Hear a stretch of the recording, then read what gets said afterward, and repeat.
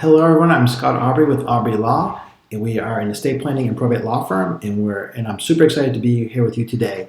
And today I'm going to talk about what is a testamentary trust. But before we get started, if you have any questions about what I talk about today, you have any questions about estate planning in general, or if you want to get started creating your estate plan, you can go to estateplanmeeting.com and schedule a time to talk with me for free, either in person or by the phone. Once again, it's estateplanmeeting.com. Go to that website. Choose a time that's convenient for you for us to talk, and I'll be happy to answer any questions that you have or address any concerns that you have regarding estate planning. So today's topic is, what is a testamentary trust? So what a testamentary trust is, it's provisions in your will that will create a trust upon your death. These can be very common for people to have. Sometimes people don't want to create a trust prior, a standalone trust. So what they'll do is they'll have language within their will that creates a trust upon their death. And what that trust can do is that can hold assets for their beneficiaries, for their children, whoever that might be. It can dictate the terms on when those beneficiaries receive those assets.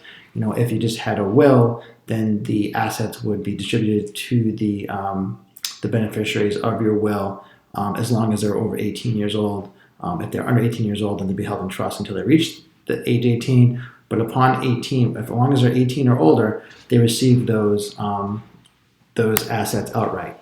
Now, I don't really often use testamentary trusts. I don't like to use them. I think there's some limitations to them, and I also think that the reasons why you would create a trust in the first place are definitely you can't take advantage of those reasons if the trust is created by your will.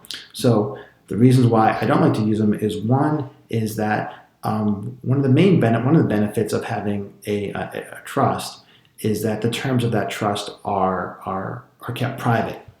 However, if you were to create a testamentary trust, then those terms will no longer be private. They are part of the will. They're part of the probate. So when you die, you have to go through probate to make sure to transfer your assets to your beneficiaries. In this case, if you have a testamentary trust, those assets would move from your estate into trust.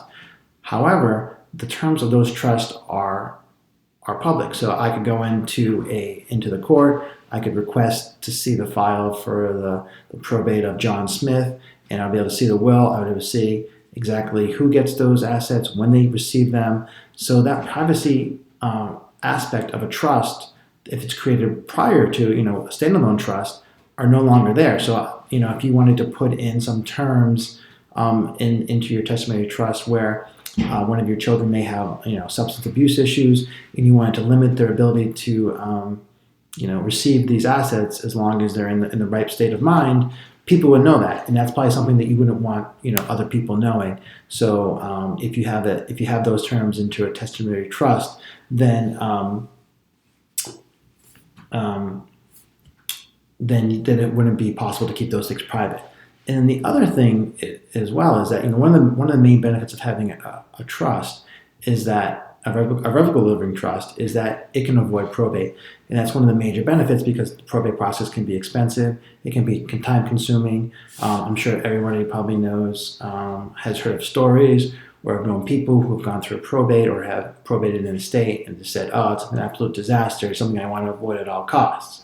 However, if you have a testamentary trust, you still have to probate that will. And so those assets still go through probate and eventually will end up into the trust, and the trust controls how those assets are distributed to the beneficiaries. So those are some of the reasons why I don't like them. Is one is you lose the privacy of a trust, the privacy that trust can provide. And also, two, is you don't really avoid the probate process. So if you have concerns about your children receiving assets or beneficiaries receiving assets, and you want to kind of control how they're distributed, then I think it's a better idea to create a standalone revocable living trust. That way you can avoid probate. You can keep the terms of that trust private, and I think it's just a better way to handle it. To handle it if you want to have a trust in the first place. So that's some quick information about testamentary trust. If you have any questions about testamentary trust, does it make sense for you? If you have one, you want me to review it, I'm more than happy to do it. And if you want to do that, you can go to estateplanmeeting.com and schedule a time to talk with me for free, either in person or by the phone. Again, it's estateplanmeeting.com. If you like this video, please hit the like button. If you have any questions or comments, give me a comment.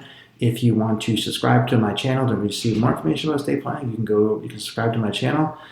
If someone that you know could benefit from seeing my video, please share this with them.